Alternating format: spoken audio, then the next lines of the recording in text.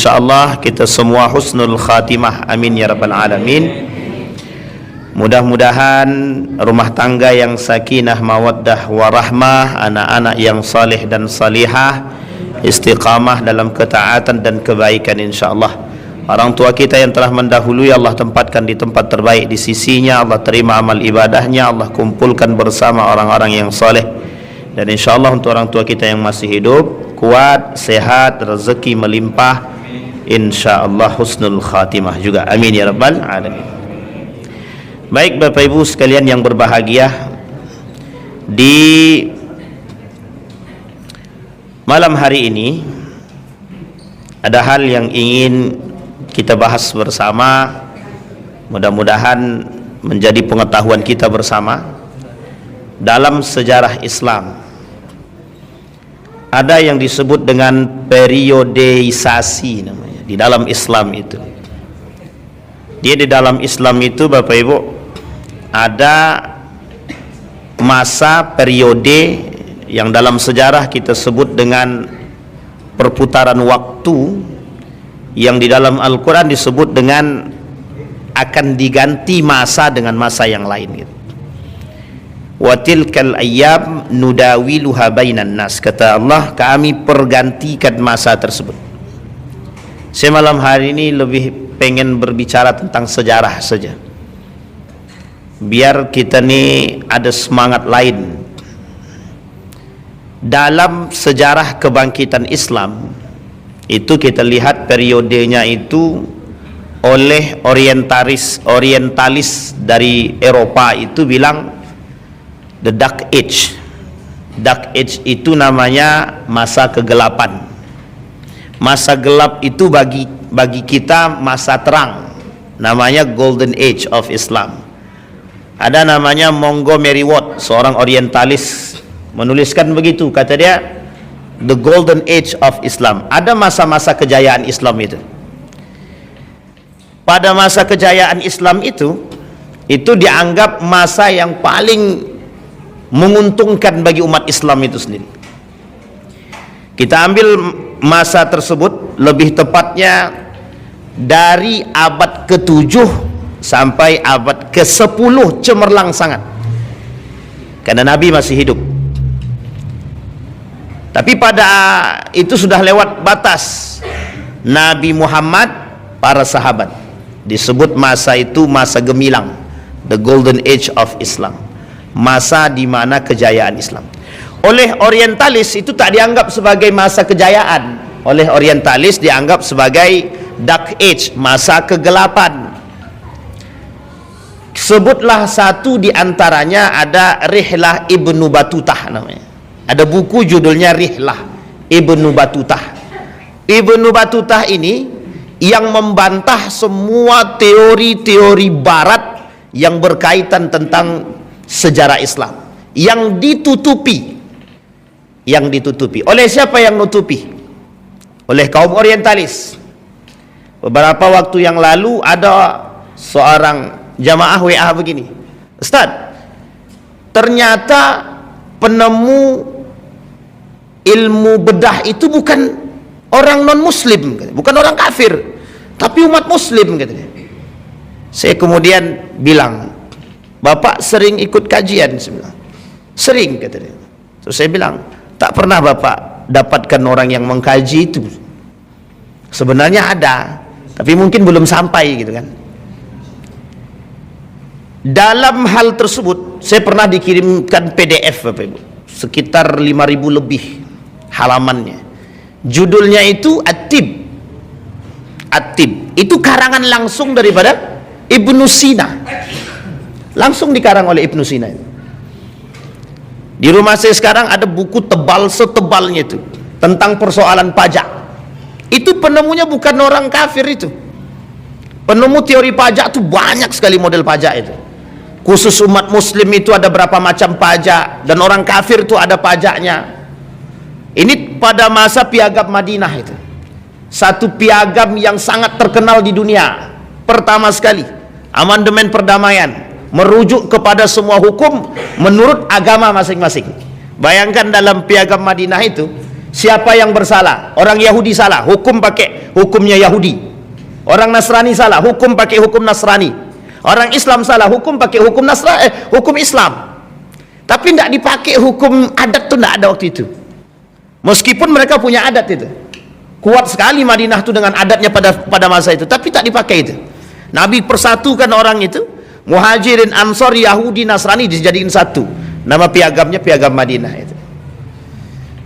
Pajak itu ada judul bukunya namanya Al-Kharraj.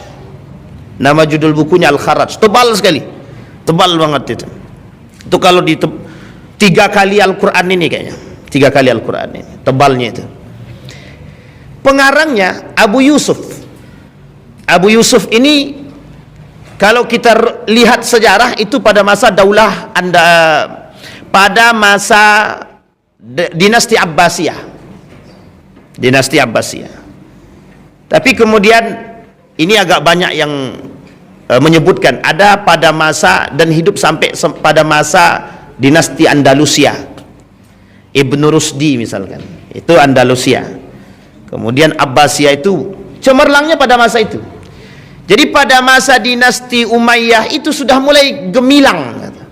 Tapi sebelum sampai pada kegemilangan itu, Islam waktu itu pada masa Nabi Muhammad SAW, bagaimana coba prosesnya itu? Dianggap agama baru, dianggap yang tak layak bawa agama, mengakui kejujuran dan kehebatan dan kecerdasan Nabi, tapi tak mengakui risalah Nabi. Sekarang banyak begitu. Cerdas orangnya tapi tak mau mengakui risalah kenabian itu, tak mau. Makanya sebenarnya penyebab umat muslim ini ada kemunduran. Kata seorang ulama, apa yang menyebabkan lima ta'akharal muslimun? Kenapa umat muslim hari ini itu mengalami kemunduran? Satu je sebabnya. Dari sekian banyak sebab, satu diantaranya adalah ilmunya kurang. Ada yang mengatakan ilmu tinggi tapi risalah tak mau mengakui risalahnya Nabi. Jadi cerdas tapi tak beriman, itu maksudnya. Tapi yang lain bilang salah satu penyebabnya itu adalah ilmu yang lemah gitu. Karena pada masa itu umat muslim itu cerdas-cerdas, yang menemukan pesawat terbang. Sebenarnya bukan pesawat terbang, itu sayap pesawat itu penemunya sudah jelas, itu sudah ada dari muslim itu. Dan itu disampaikan. Bapak Ibu habis ini pulang ke rumah, buka video, judul video itu The Golden Age of Muslim, The Golden Age of Islam, sejarah kebudayaan Islam, sejarah masa keemasan Islam. Nanti Bapak Ibu temukan video, cari yang translate bahasa Indonesia, dia ada pakai bahasa Inggris soalnya. Dan itu yang buat bukan orang Indonesia, Kenapa mereka tunjukkan? Di situ disebutkan namanya, ada Abu Hayyan, Ibnu Sina dan lain sebagainya, pembuat kacamata, penemu bedah dan lain sebagainya. Itu bukan orang kafir, disebutkan dalam buku itu, bukan. Dan ini nanti akan kita sampaikan jika sampai ininya. Jadi Bapak Ibu sekalian yang berbahagia, Islam itu punya periode masa kejayaan itu, dari masa baginda Nabi sampai runtuh Turki Utsmani. Jadi dari masa baginda Nabi Muhammad SAW abad ke-7 sampai masa Turki Utsmani runtuh 1925.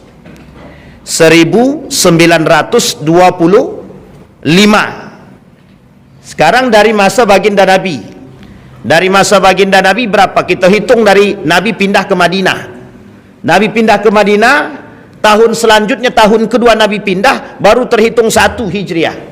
Berarti dari tahun itu sampai tahun 1900, ini Hijriah, ini Masehinya.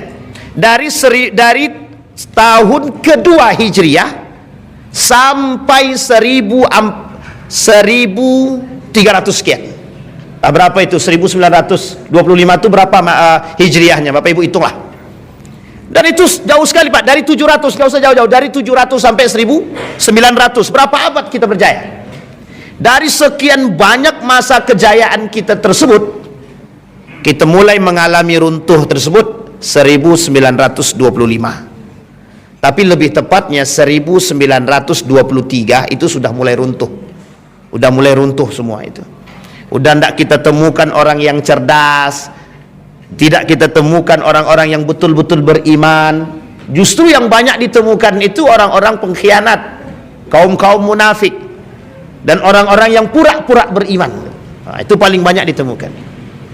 Sehingga kata para ulama dalam periode tersebut, disampaikan pada masa yang gemilang itu, disampaikan oleh baginda Nabi Muhammad SAW, masa terbaik itu masaku dan masa sahabat, kata Nabi.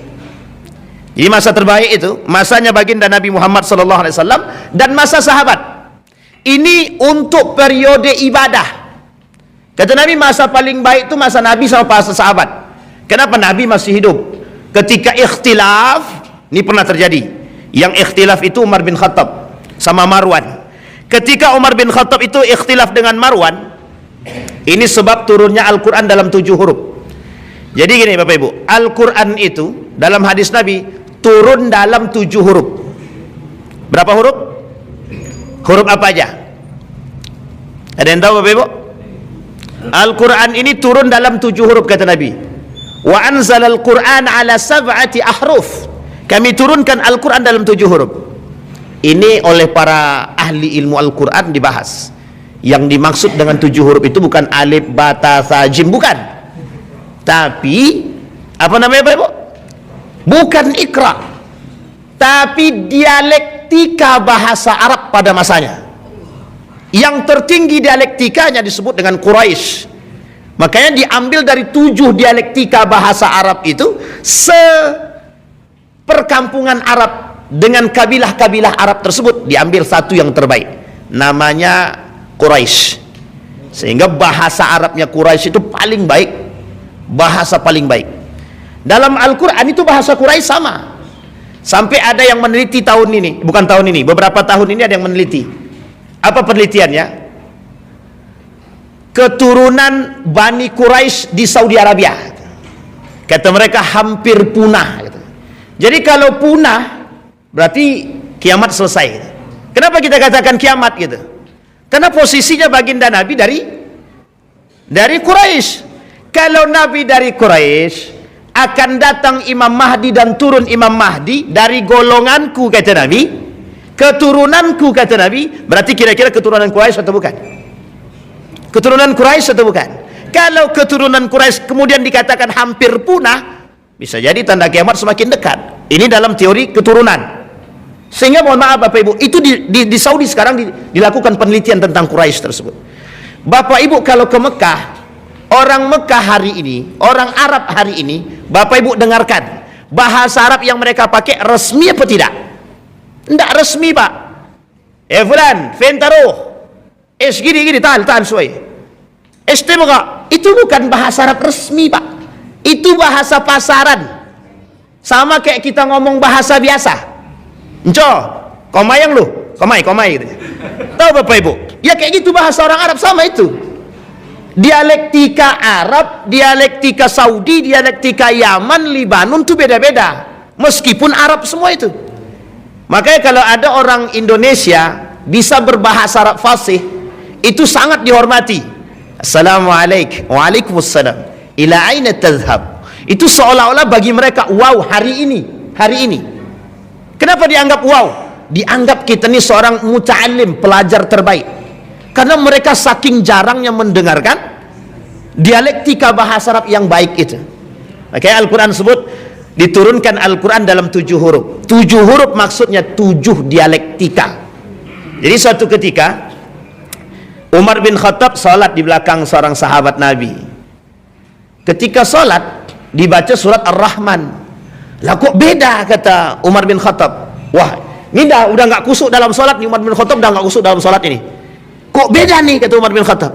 Selesai salat diambilnya kera bajunya yang imam tadi, ditarik ya Pak.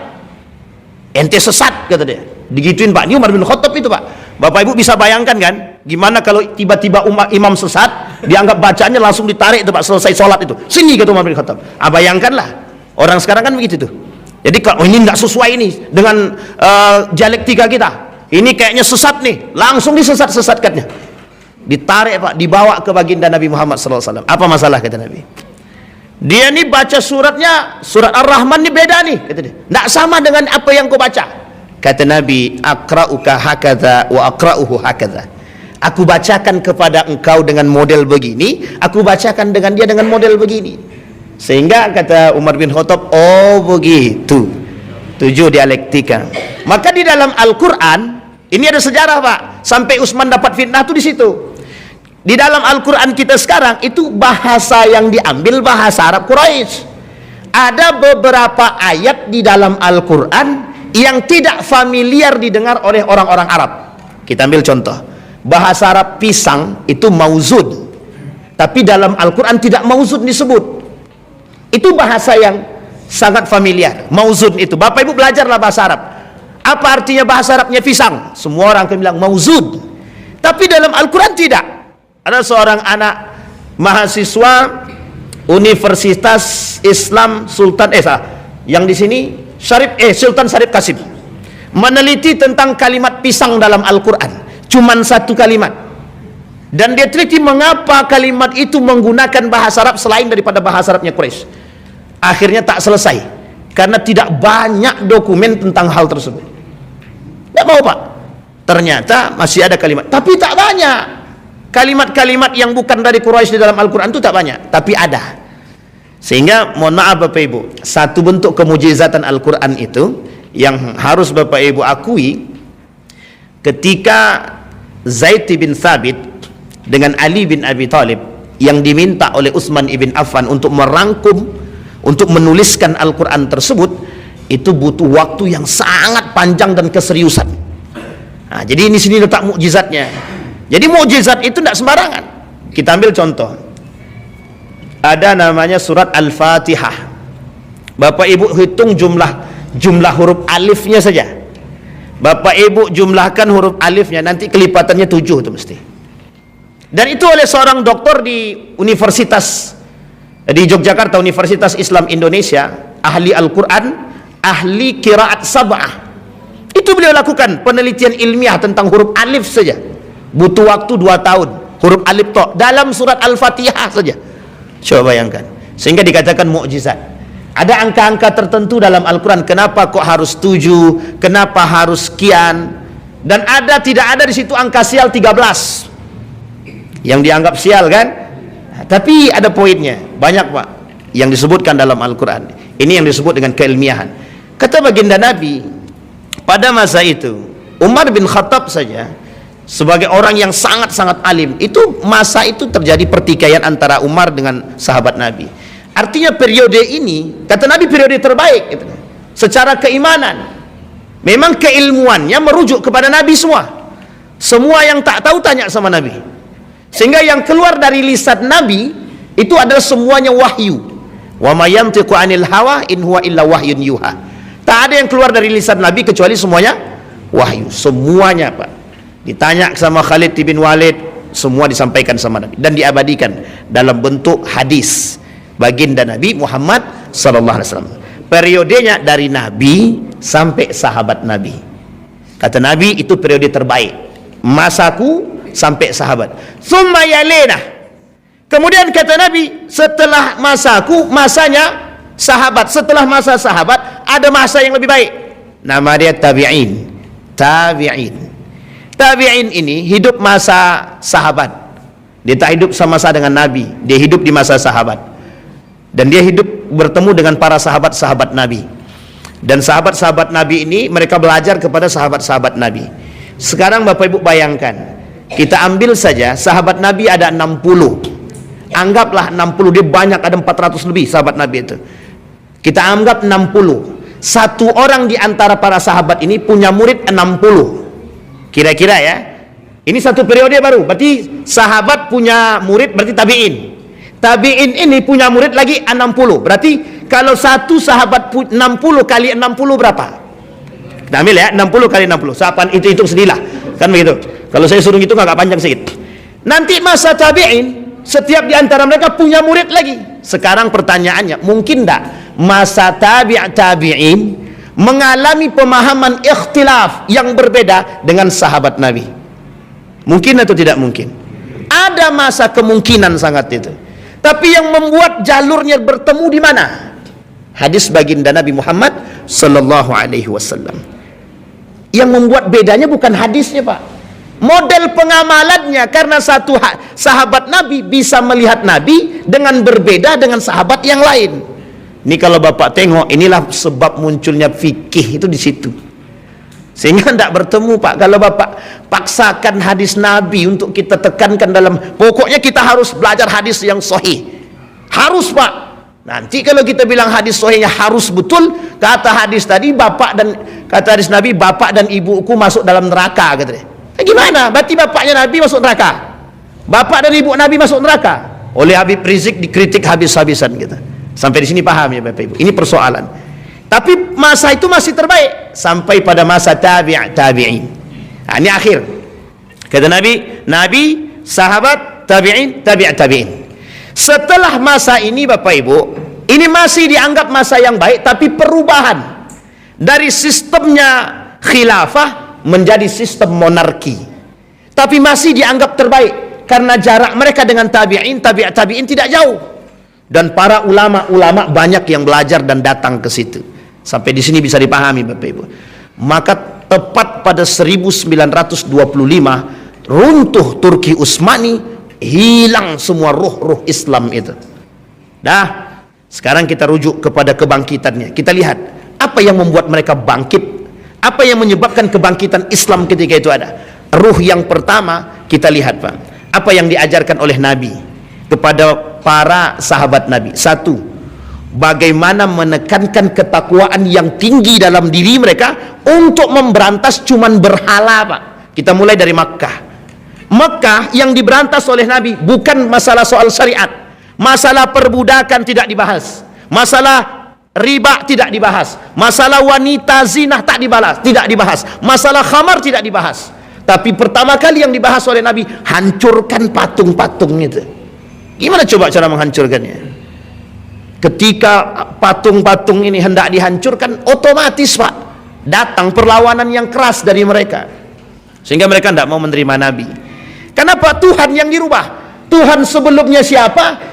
Kata mereka, wabilatta wal uzza, demi Latah dan Uzza kami akan membunuh Muhammad, gitu. Kan itu yang dikatakan oleh Umar bin Khattab. Hendak kemana kau Umar? Aku mau membunuh Muhammad. Manusia pertama yang dengan lantang mengatakan aku ingin membunuh Muhammad dengan membawa pedang secara nyata dan mengarah ke rumah Muhammad. Hanya saja tak sampai, itu aja. Di tengah jalan dicegat, yang mencegat kawan sendiri, suruh balik ke rumah adiknya. Ternyata adiknya masuk Islam. Di situ mulai hati tergetak, masuk ke dalam, diantarkan kepada Nabi, masuk Islam deh. Yang membuat Umar masuk Islam bukan hanya persoalan surat Taubah, bukan. Karena hadis baginda Nabi Muhammad SAW, Islam akan diperkuat oleh dua orang, di antara salah satu di antara duanya. Satu Umar bin Al-Khattab, yang kedua Abu Jahal. Sehingga mendengar hadis tersebut, Umar luluh, datang deh, nyatakan asyhadu an la ilaha illallah. Coba Bapak Ibu tonton filmnya Umar bin Khattab, langsung merinding gitu debatnya. Masalahnya kita butuh manusia seperti Umar sekarang, Pak. Sekarang kita butuh manusia seperti Umar bin Khattab. Kenapa saya kata kita butuh manusia seperti para sahabat sekarang? Karena yang pertama kali yang ditanam oleh Nabi satu, Pak, keyakinan kepada Allah yang sangat tinggi. Pertanyaan kita sekarang, umat muslim itu sangat jauh daripada Allah, mengaku beriman tapi jauh betul. Kami tidak akan menyelewengkan, kami tidak akan melakukan syirik. Memang tak lakukan syirik, Pak, tapi minta pertolongan sama dukun, sama, Pak. Beda tipis, Pak. Coba bayangkan, semua yang dilakukan oleh Nabi pada masa Mekah itu, periode Mekah, habis semua, Pak. Disakiti semua. Sekarang tak, Pak. Manusia yang disakiti sekarang berubah. Yang tadinya imannya kuat, tapi karena disakiti berubah lemah, Pak. Jadi lembut sekarang. Nah, ini kita sekarang, Pak. Kita ambil contoh ya, Pak ya. Kita dapat kebenaran, tapi tak berani kita mengatakan kebenaran itu. Kenapa kita tak sanggup mengatakan kebenaran? Kenapa? Takut, Pak. Cuman ditekan, Pak. Baru di SMS. Nanti kalau kau sampaikan, awas anak istrimu aku bunuh semua. Besoknya diam semua, Pak. Langsung jadi plaster mulut kita semua. Tak ada yang berani ngomong. Tapi waktu itu, apa kata Yasir bin Amr? Jangankan persoalan yang lain, persoalan akidah, aku tidak akan mengucapkan keluar daripada Islam. Setelah dibunuh kedua bapaknya, apa kata Yasir bin Amr? Aku keluar daripada Islam. Sehingga Nabi tak mau berbicara dengan Yasir ibn Amr 3 hari. Nabi tak mau ngomong, Pak. Berarti kalau hari ini ada yang seperti itu, banyak yang tidak ditegur Nabi, Pak. Cuman sayang Nabi udah nggak hidup lagi kan gitu. Nabi sudah meninggal. Tapi meninggalnya Nabi, kata para ulama, Nabi yakin kalian Nabi meninggal. Yang meninggal itu jasadnya. Nah, itu bahasan para ilmu tasawuf ya. Itu boleh Bapak Ibu tanyakan sama Ustaz Fajriansa. Ustaz ya, Nabi Muhammad itu hidup atau mati gitu aja langsung. Tanyain, nanti dibahas tuh dalam ilmu tasawuf, Pak. Kita kembalikan pada poinnya, Pak. Kenapa waktu itu kuat? Keyakinan yang tinggi, Pak.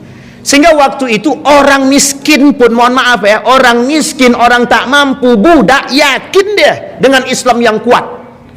Masuk mereka ke dalam Islam karena satu keyakinannya, Pak. Tidak ada yang lain.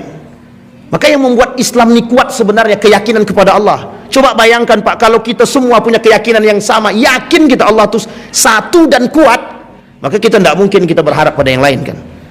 Kata para ulama, penyebab yang pertama kemunduran Islam, banyaknya umat muslim yang tidak bertakwa, kata dia. Kita tidak usah panjang-panjang, Pak, situ aja dulu.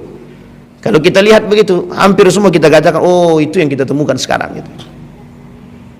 Maka kalau seandainya Ali Khumaini mengatakan, kita umat muslim ini bersatu, kenapa kalian lemahkan kami, kata dia.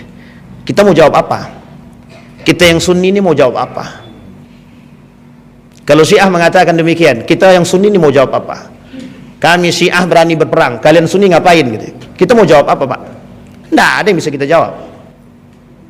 Sampai di sini paham, Pak ya? Sampai di sini paham, Bapak Ibu? Jadi sekarang ini persoalan kita itu bukan di luar, Pak. Kita tarik ke dalam rumah tangga kita. Sekuat apa kita hari ini menanamkan akidah dalam anak? Sekuat apa? Satu.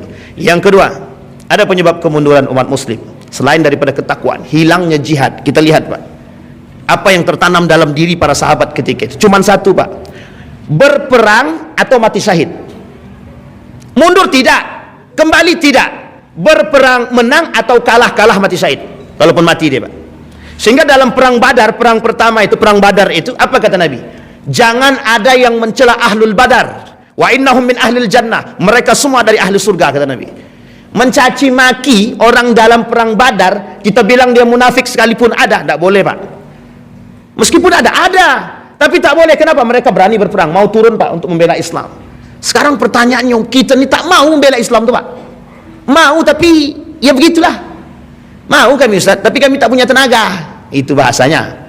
Mau, Ustaz, tapi itu tapinya itu yang jadi masalah kita sekarang. Kita mengaku membela Islam, tapi mengungkapkan kebenaran pun kita tak berani. Hanya karena tekanan, hanya karena takut dimutasi dan lain sebagainya. Mohon maaf ini, jangan nanti singgung Bapak Ibu. Ustaz enak, Ustaz bebas. Ya karena bebas itu maka enak. Tapi kalau kami ini tak bebas, kami PNS, bukan masalah, Pak. Bukan masalah. Kan dalam aturan PNS itu jelas tuh, Pak. Mana yang boleh, mana yang harus dipecat dan tidak dipecat itu sudah jelas di situ, Pak. Sejauh tidak melanggar aturan-aturan yang jelas. Pertanyaannya berbicara kebenaran, apakah itu menjadi sebuah persoalan? Paling dimutasi, Pak, dicabut tidak gitu. Dimutasi paling, dicabut tidak. Nah, itu masalah saat mutasi, itu masalah saat jauh dari anak kami, Ustaz. Nah, itu dia masalahnya.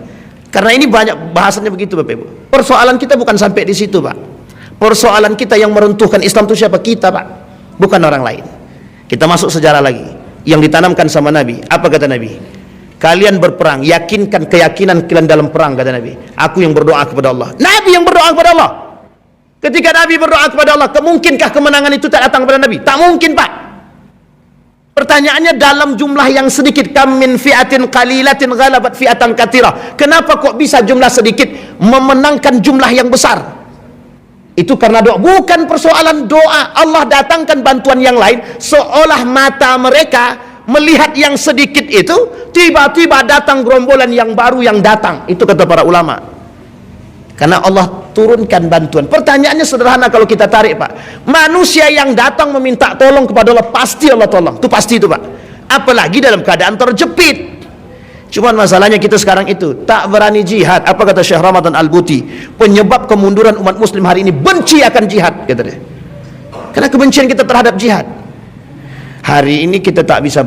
Pertanyaan kita, kenapa kita takut dengan jihad gitu. Kenapa kita tak mau berjihad? Kami sudah cukup saat jihad ekonomi, oke. Di antara yang paling lemah jihad ekonomi, tidak ada masalah, Pak. Tapi ada jihad yang paling besar hari ini, Pak, untuk kita semua. Jihad mengatakan kebenaran dan tidak diam atas kesalahan. Itu yang paling penting, Pak. Maka jihad ini kata para ulama, ada penulis kitab itu Irsyadul Ibad itu, persoalan jihad ini persoalan serius. Kenapa saya katakan persoalan serius? Sebanyak ini umat muslim, sebanyak ini orang-orang yang mengaku beriman kepada Allah, yang datang sebagai garda terdepan sebagai seorang mujahid hanya segelintir umat. Maka tak salah ketika baginda Nabi mengatakan yang hilang dari umat muslim itu adalah jihad.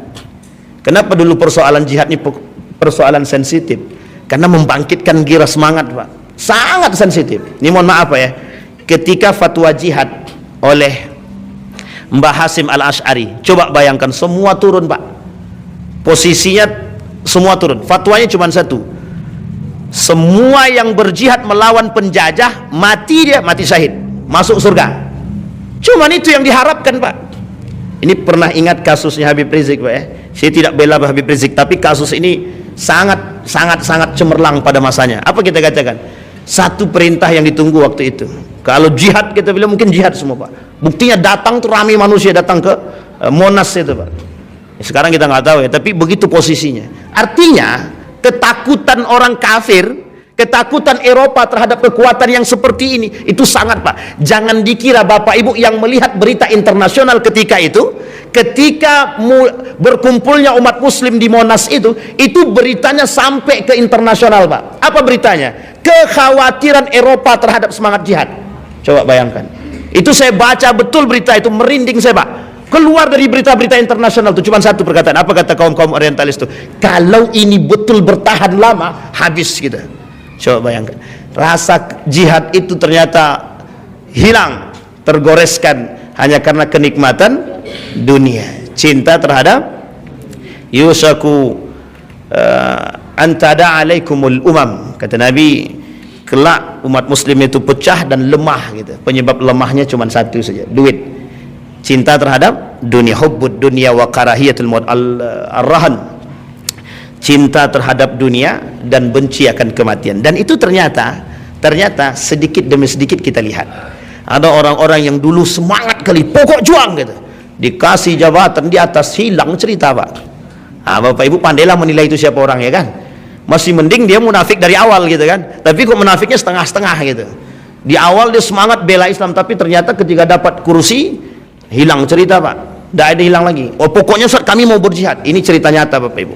Ada seorang pemuda, pokoknya Ustaz saya masuk dalam lembaga ini, pokoknya biar saya bisa merubah kemungkaran-kemungkaran. Saya sangat semangat mendengar kalimat itu Pak. Alhamdulillah ada orang-orang yang setahun kemudian apa kata dia? Tak sanggup saya Ustaz, kata dia. Mundur aja lah kata dia. Coba bayangkan, saya sudah ingatkan, tidak akan mampu saya bilang itu. Bukan tak mampu, karena memang itu yang kita, karena yang kita hadapi orang-orang yang memang mencari kepentingan dunia dalam suatu lembaga Islam, tapi dia mencari kepentingan di situ. Dia gunakan lembaga ini, dia bangun lembaga ini tapi untuk mencari kepentingan dunia. Tidak masuk Pak, dengan roh jihad itu tidak masuk. Sehingga jangan mengatasnamakan mengaku jihad tapi tidak ada jihadnya gitu. Maka yang kita katakan semboyan kita cinta terhadap agama, semangat terhadap agama, kita harus lihat siapa pelakunya Pak. Karena banyak yang mengatasnamakan semboyan-semboyan tersebut ternyata di belakang itu punya kepentingan. Kita lihat tuh berapa banyak orang-orang yang datang ke sana hanya untuk meminta gitu. Nauzubillah tsumma nauzubillah. Kembali kepada poin yang tadi. Apa yang ditekankan Nabi pada periode itu? Yang ditekankan oleh Nabi adalah semangat jihad. Sampai kata Nabi yang tidak ikut berperang munafik, kata Nabi. Kalau sekarang sebenarnya bisa kita katakan Pak, yang takut berperang itu munafik. Yang tak mau membela umat muslim munafik. Yang tidak mau membangkitkan semangat atau yang meruntuhkan semangat jihad umat muslim berarti munafik. Bisa saja kita katakan demikian. Karena memang pada masa itu yang tidak mau berperang munafik. Bahkan ada orang, ini singgungan buat kita semua. Ada satu orang pemuda yang ketika perintah Nabi berperang, dia tak mau berperang Pak. Tak mau berperang. Tapi uniknya ketika dia keluar dari rumah, nampak oleh perempuan-perempuan yang ada berjalan dekat rumah dia. Apa kata perempuan tadi? Lihat tuh laki-laki itu, yang lain berperang dia tak berperang. Apa tak malu dia? Balik dia ke dalam rumah dia ambilnya, kemudian pergi ke belakang rumahnya, diambilnya kudanya, kemudian pedangnya dia sangkutkan, dia pergi ikut berperang bersama Nabi. Apa kata para sahabat? Gagahnya pemuda itu berperang, menebas sekian banyak musuh. Apa jawaban Nabi? Dia berperang bukan untuk kemuliaan Allah, bukan, kata Nabi. Dia berperang untuk kehormatan dia. Sekarang saya tanya, Itu kalau kita bahasakan sekarang, berapa banyak manusia yang menjaga kehormatan dia dengan alihnya agama. Berapa banyak agama menjadi tameng atas kepentingan mereka di balik hal tersebut. Dan itu terjadi, Pak. Tahu Bapak Ibu kenapa dia keluar begitu semangat? Takut dibilang, takut dibilang seperti perempuan. Apa kata dia? Mana kehormatanku ketika aku dipanggil sebagai seorang perempuan? Aku laki-laki. Berperang dia, kata Nabi, dia berperang bukan untukku dan Allah. Bukan, kata Nabi. Sehingga kalimat itu disematkan kepada orang-orang yang munafik ketika itu. Ketakutan untuk berperang, tapi setelah ada yang mencela dan mencaci, dia semangat berperang. Kata Syekh Ramadan Al-Buti dan Syekh Mutawalli Sya'rawi, yang hilang dari tubuh umat muslim hari ini itu. Bapak Ibu, kalau lihat sekarang ceramah para dai-dai internasional, ulama-ulama internasional hari ini, pembahasannya tidak jauh seputar jihad. Kenapa kita katakan pembahasannya tidak jauh dari seputar jihad? Karena ada kekhawatiran akan datangnya hari kiamat atau akhir zaman, sementara mereka tidak dalam keadaan yang betul-betul berjihad. Sampai sini paham Bapak Ibu? Kenapa banyak ulama internasional hari ini membahas tentang jihad? Karena ada kekhawatiran yang dia takutkan adalah nanti banyak umat muslim yang mati dalam ketakutan untuk berjihad. Kenapa demikian? Karena sudah masanya memang untuk berjihad. Kenapa semangat jihad itu harus ditumbuhkan lagi? Kelak jihadnya kita bersama orang-orang munafik, bersama kaum Yahudi Nasrani. Bayangkan Pak, kita hari ini dicuci, diperangi dalam otak kita, diam saja. Dari dulu kita 1926 dicuci terus sampai hari ini kita diam saja. Bahkan hampir setengah daripada umat muslim ini mengikut daripada perbuatan mereka. Coba bayangkan, westernisasi, kebarat-baratan, semua Pak, pakaian, kesehatan, pendidikan, semua masuk. Apa kata Dr. Adian Hussein? Liberalisasi, liberalisme itu sudah masuk dalam kampus, kata dia. Jadi merubah pola pikir yang paling mudah itu memang enaknya memudah mencuci pola pikir anak-anak mahasiswa sekarang.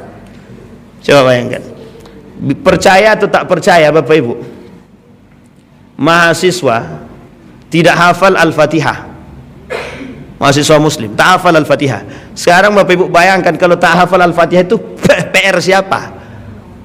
PR siapa? Jangan bilang PR orang tua, semua kita punya PR Pak. Pertanyaannya, pengajian di Pekanbaru ini membludak, setiap maghrib ada kajian, tapi masih banyak mahasiswa yang tidak bisa baca Quran. Pertanyaannya, apa dan siapa dan mengapa? Apa yang dilakukan oleh para dai-dai dan para ulama-ulama dan semua orang-orang yang mengikuti kajian? Ustaz, itu kan harus mereka yang mau. Sekarang tak butuh Pak, kita sekarang ini tak bisa nunggu dia mau, tak bisa. Tak bisa kita tunggu sadar, tak bisa. Karena sulit untuk menyadarkan dia. Lebih banyak pengaruh buat dia tak sadar daripada sadar. Maka kebijakan penting Pak, kebijakan penting. Orang tua buat kebijakan di rumah, sekolah, SMP, SD, SMP, SMA buat kebijakan. Cuman masalahnya kalau dibuat kebijakan Ustaz, nanti keluar mereka dari sekolah itu, biarkan sekolah keluar. Nanti sunyi sekolah kami Ustaz. Kalau sunyi sekolah kami, nanti di mana kami cara menggaji guru? Sampai ke sono Pak. Coba bayangkan, sampai ke sono Kak pikirannya Pak. Coba bayangkan, begitulah mirisnya pendidikan di tempat kita sekarang. Sampai di sini paham Bapak Ibu? Jadi secara mereka merusak itu terstruktur, masuk ke dunia pendidikan, rusak semuanya. Hilang Al-Quran, hilang jihad. Hilang Al-Quran, hilang iman. Hilang kedua-duanya, hilang Islam. Sampai sini paham Bapak Ibu? Kalau ndak mungkin ada mahasiswa muslim tidak hafal Al-Fatihah. Kalau cuma Ustaz, kan Al-Fatihah itu panjang, itu udah miris banget ya Pak ya, udah miris banget gitu. Sekarang ada mahasiswa tak tahu huruf hijaiyah. Tak tahu huruf, berapa jumlah huruf hijaiyah Nak? Saya tanya, berapa jumlah huruf hijaiyah? Belum pernah saya hitung lagi Pak Ustaz. Nah, coba ketua, itu kalau seandainya Bapak Ibu ketemu dengan anak itu mau diapain tuh? Mau kita apakan gitu. Sehingga saya buat begitu kelasnya Pak, nggak usah belajar, nggak usah belajar saya bilang. Apa pelajaran kita? Baca Quran aja udah selesai. Satu semester ini kalian hafalkan aja Al-Fatihah itu semua. Kalau udah hafal Al-Fatihah saya kasih nilai A+, saya bilang. Tidak ada lagi apresiasi yang bisa kita berikan, Pak. Dan itu terjadi gitu. Kita runut sejarah, Pak ya. Kita runut sejarah dinasti Andalusia pada masa Daulah Andalusia atau dinasti Andalusia, kerajaan Andalusia. Kerajaan Andalusia, kecintaan manusia terhadap suasana dunia dan kekuasaan ketika itu hilang, Pak. Hilang ruh agama, hilang ruh agama. Ditambah datang Ziryab bawa musik, selesai, Pak. Memang waktu itu menggema di Eropa itu, penyebab menggemanya musik di Eropa itu faktor Ziryab ini. Memang Ziryab, kata para ulama, manusia kontroversi pada masanya. Nah, ini kita kaji sejarah Ziryab ini sedikit sebelum kita tutup. Jadi Bapak Ibu, ada namanya Ziryab. Ziryab ini, kata sebagian para ulama, dia hidup di masa dinasti Andalusia. Dia ini ahli seni, bukan seni bela diri ya, tapi dia bisa bermain musik, pandai bermain musik. Sehingga Ziryab ini membawa alunan musik itu di dinasti Andalusia ini. Dia perkenalkanlah kepada masyarakat tentang musik ini. Mohon maaf, Pak, ternyata masyarakat senang mendengarkan musik tersebut, sehingga akhirnya diundanglah Ziryab ini datang ke istana untuk mengajarkan orang-orang di istana itu musik, bermain alat-alat musik, kemudian membuat syair dan lain sebagainya. Apa yang terjadi? Tidak butuh waktu lama, semua orang-orang di Eropa ketika itu, Andalusia itu, Spanyol itu, mencintai perbuatan musik itu. Ketika mencintai musik itu kan tak salah secara hukum, Pak Ustaz. Oke lah.